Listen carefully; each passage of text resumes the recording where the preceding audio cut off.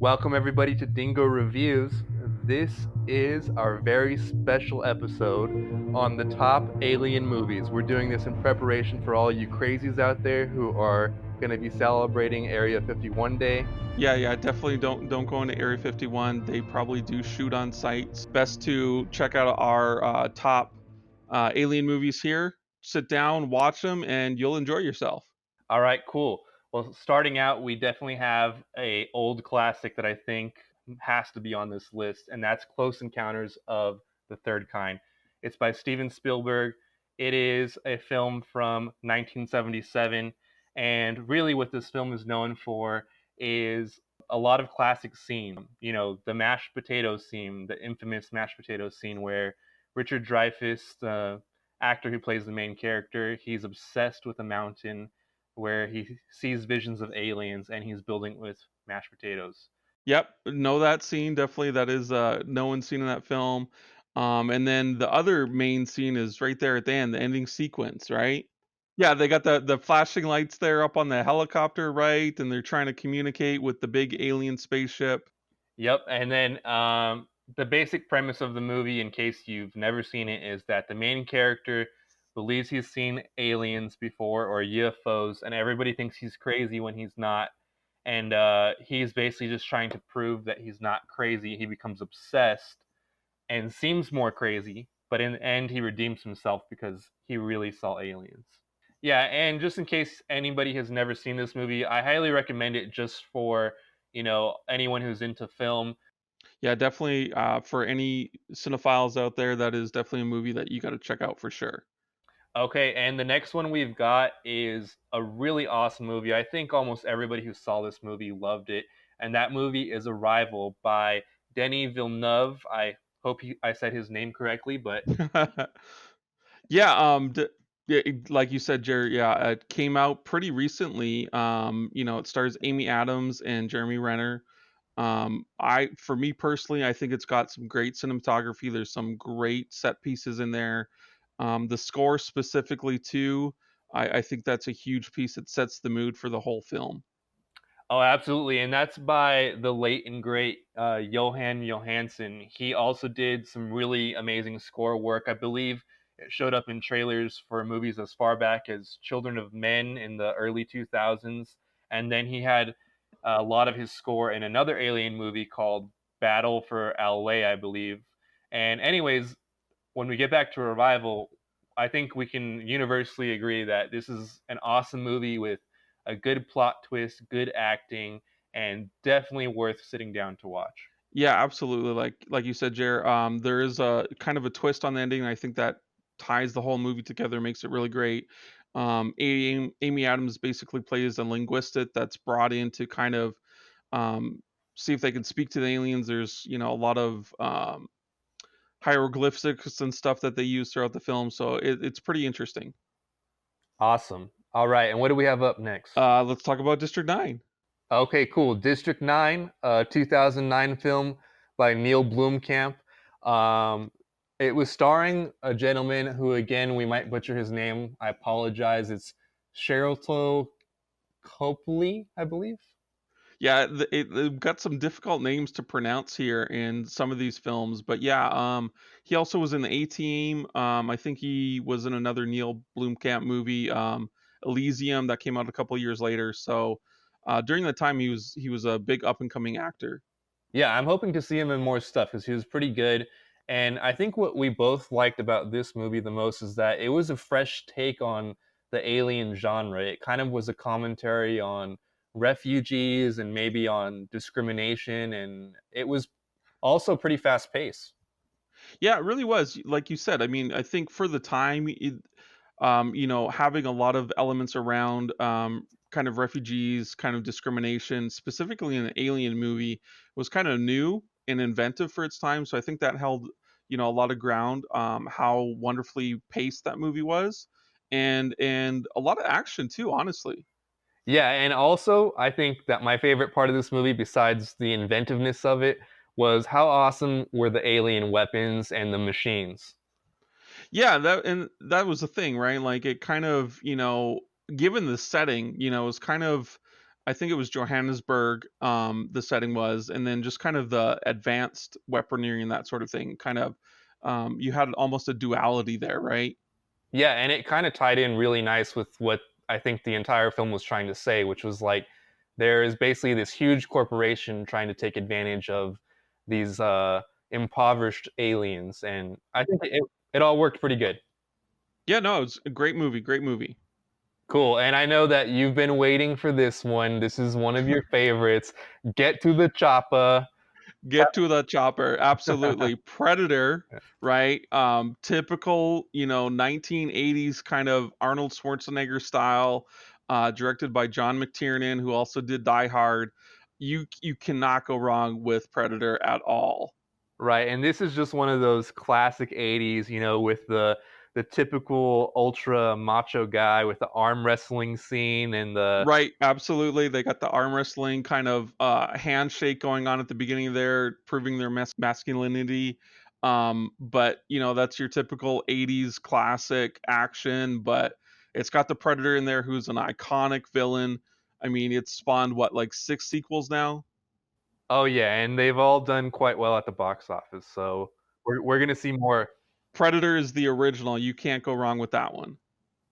definitely. And I think now we're getting into the really good stuff.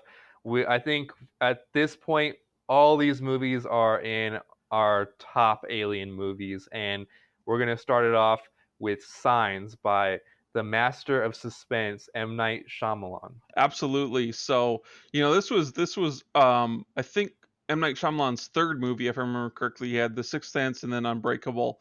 Signs came out. This is when he was really in that awesome kind of every movie after the next was just building on what he had done previously. I think Signs and captures pretty much everything that he did. It's got Mel Gibson, obviously the great Joaquin Phoenix. Just the overall kind of like you said, the suspense. You know, I remember kind of like biting my fingernails during the whole movie. Yeah, and I think what was really cool about this movie is that this movie came out in 2002, and one of the best things is spoiler alert, they really never show the aliens, which worked out well because CGI wasn't really that good in 2002. No, no, and I think sometimes that's what, especially alien movies, right? If you show too much of the alien, you lose a lot of that suspense and that kind of like edge on your seat thriller.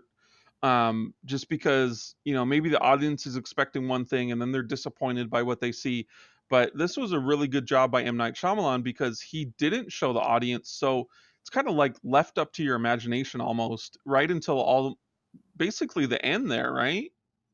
Yeah, and I mean, there was a good example of just M. Night Shyamalan's brilliant choice to use a lot of practical sets is that all of the crop fields were real crop fields. That Yeah, was yeah. it was a real farm that they put the set on, and so it worked out. It worked out well. Absolutely. And yeah, I mean, like you said, this is a great one to start off on our next kind of. We got two more coming up, and I think these are the pinnacle of alien movies altogether. Absolutely. Why don't you tell us about the next one? So I think we should start talking about Aliens, so the sequel to the original Alien. But the sequel is set, I believe, 57 years after the original. Ripley, played by Sigourney Weaver, who was our hero in the first one, wakes up from hypersleep, and she's kind of close to a moon that's been colonized by some of these Marines here. And then, of course, just they find the aliens kind of running around and doing their thing, and they got to go kind of bring that action, directed by James Cameron, who obviously has done Terminator and Terminator 2, other sorts of actiony movies. So he brings a lot of kind of the action that the first one didn't really have because it was more of a suspense, but made it more action, kind of more get in there and kill as many aliens as possible. Right, and I know that there's some pretty iconic scenes in this one that are favorites. One of my favorites is the exosuit when she uses the exosuit to fight the alien. Right, yeah. So we've got the queen alien there at the end of the movie. Basically, the queen alien's been laying eggs, been laying her alien eggs, and those turn into the face huggers, right? And then yeah, Sigourney Weaver comes out with her kind of exoskeleton metallic suit that's like 8 feet tall, and she starts beating up on the queen alien. And then I think you have the iconic line come out there. It's like, "Stay off her, you bitch," or "Stay away from her, you bitch." So that's iconic right there. Yeah, at the time it was kind of racy because this movie came out in 1986, and Yeah, you didn't say that, you know. yeah, no. Today's standards, it's tame today. So Yeah, I mean, I think that one of the things that actually grounded the film, because at this point, um, you know, Ripley was kind of a badass, so there wasn't as much fear there. And one of the things that I think grounded the film was the little girl that she had to rescue. right, right, yeah. They put the little girl who was kind of abandoned there on the Marine camp, and she has to kind of protect her throughout the movie, and then that kind of again sets up that almost kind of a suspenseful. Instead of it's not just Marines, it's they've got this little girl that they've got to protect throughout the movie.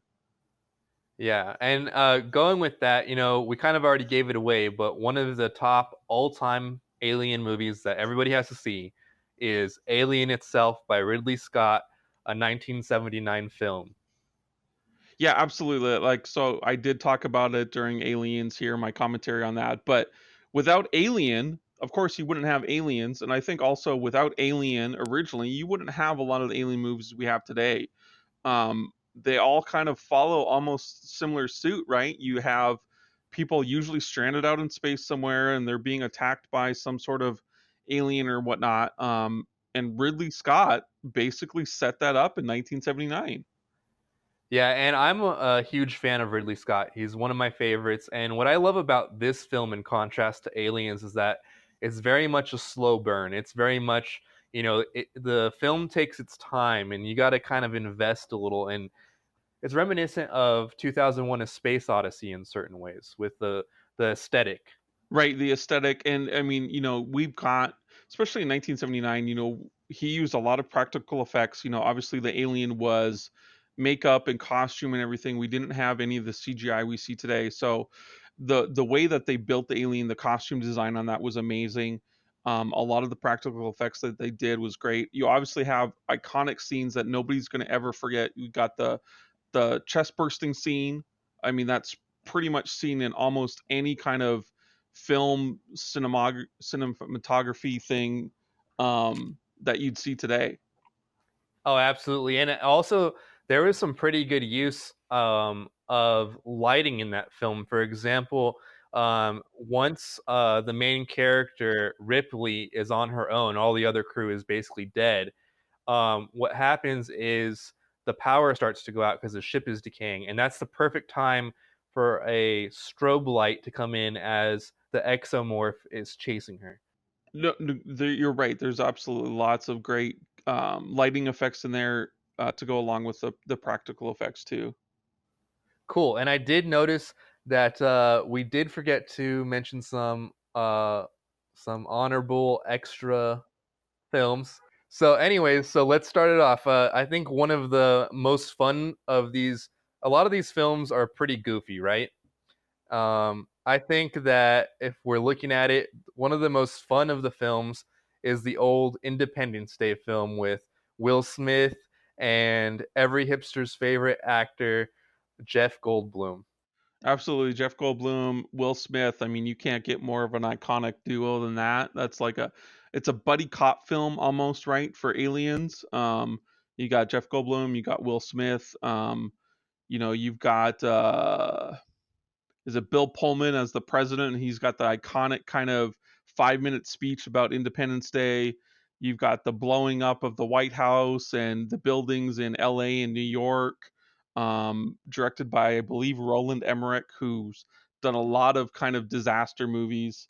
But you can't get any more kind of alien Independence Day iconic than Will Smith and Jeff Goldblum. We have Will Smith again in Men in Black. Yeah, Men in Black, not as iconic as the other movies that, but obviously an alien movie. It's got Tommy Lee Jones.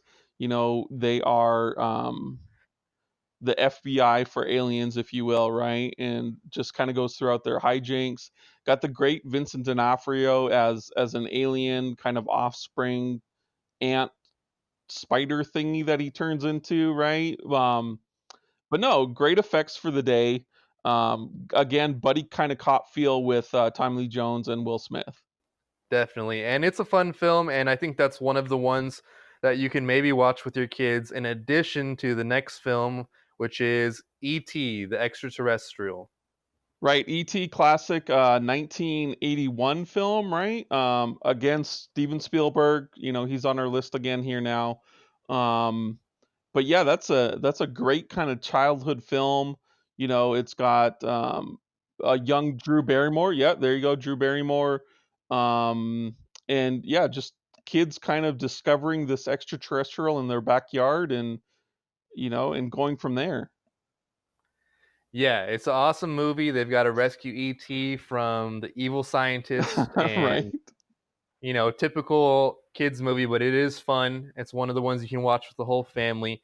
We've also got we've also got Cloverfield. I think that's a very good honorable mention that we forgot by one of our favorites, J.J. Abrams. Yeah, honorable mention for Cloverfield. I think the main thing with this film, I think the marketing was genius for this film, right? Just kind of came out of nowhere. You had this, I think this was one of the kind of first films to use that kind of lost film footage kind of motif, right? Yeah, it played on what was built by, the Blair Witch Project, but it Right. made Yeah. it more relevant, more modern. Yeah. But yeah, no, I think, J.J. Abrams, again, one of our favorite directors, did an amazing job with that film. You got the big alien tearing up New York City, but you see it from the ground level with this, the found film footage and that sort of thing. Yeah. Great overall. Definitely. And uh, also another honorable mention that a lot of people probably have not seen is The Fourth Kind. And what this movie is, this is a 2009 movie. It actually is based off some real events that happened in Alaska, where there's a small town in Alaska where a lot of people claim to have seen UFOs or to have been abducted. And it was actually a pretty good flick if you're looking for something a little different. It is a more intense film and sort of also that lost footage type of film. Yeah, so Jared, I haven't seen that one. So based on your recommendation, I'm gonna go and check it out. You said it was kind of based on true stories. I love kind of movies based on true stories, especially kind of those weird ones, alien ones, alien abduction, that sort of thing. I think another one, kind of along those same lines, that I'll say is my honorable mention would be Fire in the Sky. It's a '90s movie, kind of along the same lines. It's based on a true story about a gentleman who claims he was abducted, and it kind of goes through his vivid memories about the abduction and the torment he went through from the aliens. Yeah, that is also one that I haven't seen, so I'll definitely have to check that out. It sounds Yeah. awesome. And it's cool because I actually just recently watched a documentary by this guy named Bob Lazar, who claims to have actually worked in Area 51. And Oh wow. yeah, and he says that a lot of U.S. military fighter pilots are some of the number one people who believe in UFOs because they've seen them in the sky. Oh wow. Interesting. Okay, Yeah, I'll have to check out that documentary too. So I got two things I got to check out. I got to check out The Fourth Kind and this other documentary. yeah, it's a documentary about Bob Lazar on Netflix. I highly recommend it, and it goes perfectly with our alien theme. Excellent. Excellent. So I think with that, Jared, we've gone over our top films. We went over some of our honorable mentions. I think we can conclude that for our show today. Obviously, like we said at the beginning of the episode here, recommend all of you guys have a seat, watch a couple of movies about aliens. Do not storm Area 51. Not a good idea. Better idea, listen to our podcast, watch some movies with us. Great shape. Definitely. And we just want to thank you again for tuning in. Don't forget to catch us on all our social media. Follow us on iTunes or Spotify. We're also on Stitcher. And we'll be seeing you soon with the review on Ad Astra.